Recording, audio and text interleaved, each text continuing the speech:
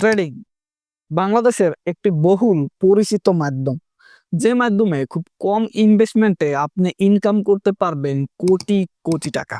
আপনি যদি real trading শিখে নিজের ভাগ্য বদলে ফেলতে চান, তাহলে জয়েন করতে পারেন আমাদের টেলিগ্রাম চ্যানেলে। আজকের এই ভিডিওতে আমরা আপনাদের সাথে শেয়ার করব ট্রেডিং আসলে জিনিসটা কি, ট্রেডিং এর উৎপত্তি কিভাবে হলো, ট্রেডিং কত প্রকার, ট্রেডিং এ এক্স্যাক্টলি কোন উপায়ে ইনকাম করা যায়, এবং বাংলাদেশে যে প্রচলিত ট্রেডিং গুলো আছে এটার মধ্যে কতটুকু সত্যতা আছে এবং কতটুকু আছে স্ক্যাম, যার শিকার হয়ে বাংলাদেশের যুব সমাজ প্রতিনিয়ত চলে যাচ্ছে ধ্বংসের মুখে। ট্রেডিং আসলে কি এবং কোথা থেকে আসলো এটা যদি জানতে হয়, আমাদের যেতে হবে কিছু বছর পিছনে।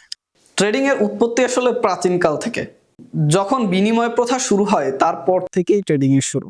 দ্যাট মিনস মানুষ একটা জিনিস নিজের কাছে রাখতো এবং সেটা অন্যকে দিয়ে অন্য কিছু একটা নিয়ে নিত। তারপরে যখন মুদ্রার প্রচলন হয়, তখন মানুষ যে কোনো কিছু একটা কিনে নিজের কাছে রাখতো, মানে সম্পদ, এবং ওই সম্পদের দাম বৃদ্ধি পেলে তখন বিক্রয় করত। এই কেনাবেচার প্রক্রিয়াকে বলা হয় বেট্রি সিস্টেম।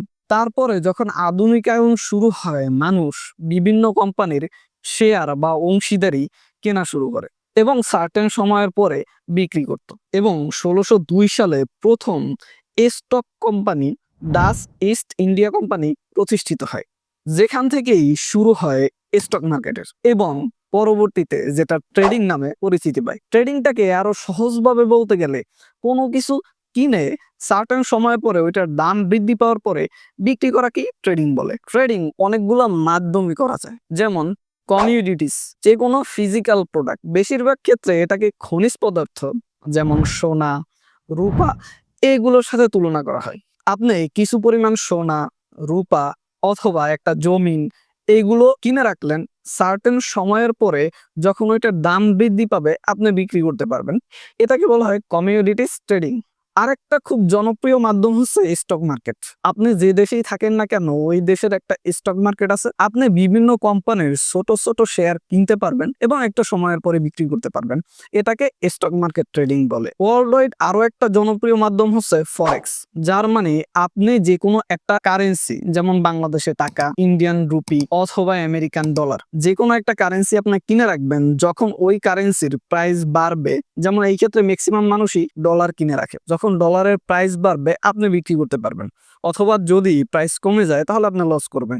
এটাকেই বলা হয় ফরেক্স ট্রেডিং। আধুনিক যুগে যুব সমাজের মধ্যে মোস্ট পপুলার ট্রেডিং হচ্ছে ক্রিপ্টো ট্রেডিং। এটাও ফরেক্স ট্রেডিং এর মতোই, বাট এই কারেন্সিটা হাতে ধরা যায় না। আমরা একটা অনলাইন কারেন্সি কিনে রাখি এবং সার্টেন অ্যামাউন্টের পরে বিক্রি করি, যেমন বিটকয়েন, ইথেরিয়াম, ডজ কয়েন, এরকম আর হাজারো অনলাইন কারেন্সি আছে। আপনি যদি ট্রেডিং শুরু করতে চান, তাহলে সর্বপ্রথম আপনাকে বুঝতে হবে ট্রেডিং কিভাবে শুরু হয়। ট্রেডিং শুরু হওয়ার আগে মানুষ ইনভেস্টমেন্ট করতো বিভিন্ন কোম্পানি অথবা বিভিন্ন প্রোডাক্টের উপরে, বাট দেখা গেল ইনভেস্টমেন্ট একটা লং টার্ম প্রসেস, এবং তখন ইনভেস্টররা ভাবলো এটাকে কিভাবে শর্ট টার্মে পরিণত করা যায়। সেখান থেকেই উৎপত্তি হলো ট্রেডিং।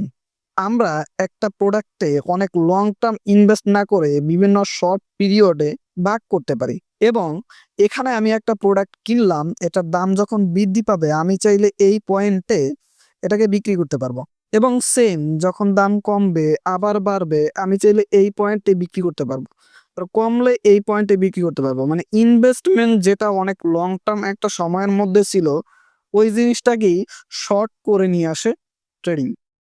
এখন যেহেতু ইনভেস্টমেন্ট জিনিসটা শর্ট করে ট্রেডিং আসছে, তার মানে আপনি যদি ট্রেডিং করতে চান, তাহলে আপনার যেটা লাগবে সেটা হচ্ছে একটা ভালো অ্যামাউন্টের ক্যাপিটাল। এখানেই আমরা বাংলাদেশি মানুষরা সব থেকে বড় ভুলটা করি। আমাদের ম্যাক্সিমামের টেন্ডেন্সি থাকে এই রকমের যে আমরা খুব কম পরিমাণে ইনভেস্ট করে অনেক বেশি টাকার মালিক হয়ে যাব। ট্রেডিং এ আসার আগে আপনাকে আগে এক্সপেকটেশন সেট করতে হবে। কত পার্সেন্ট আপনি লাভ পেতে পারেন আপনার ইনভেস্টমেন্ট থেকে, সেটাকে ক্যালকুলেট করতে হবে। আমরা খুব কম টাকায় দ্রুত সহজে বড়লোক হতে চাই, এই ইচ্ছাটাকে পুঁজি করেই হাজারো কোম্পানি আমাদের সুযোগ নেয় এবং তৈরি হয় এক নতুন প্রতারণার ফাঁদ। আর এটাকেই বলা হয় গ্যাম্বলিং।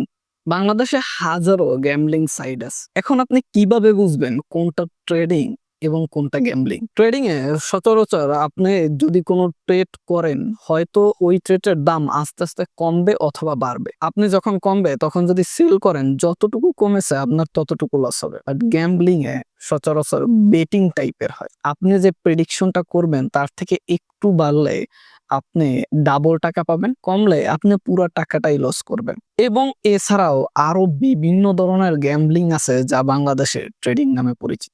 যেমন বিভিন্ন গেমিং সাইট, এখন খুবই পপুলার বিভিন্ন রকেট সাইট।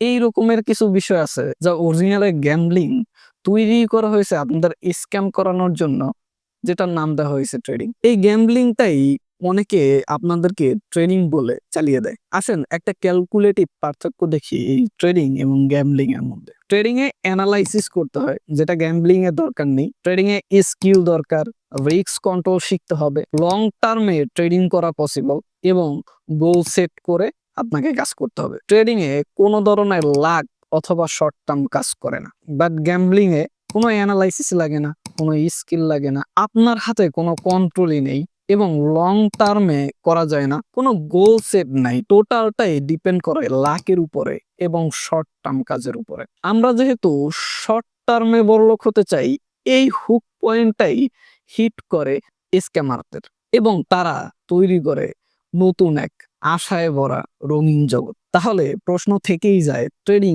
আসলে কাদের জন্য এবং কিভাবে আমরা অরিজিনাল ট্রেডিং চিনব? ট্রেডিং তাদের জন্যই যাদের আছে লং টার্ম ধৈর্য এবং ভালো লেভেলের ইনভেস্ট নিয়ে নামলে রিস্ক কম থাকবে।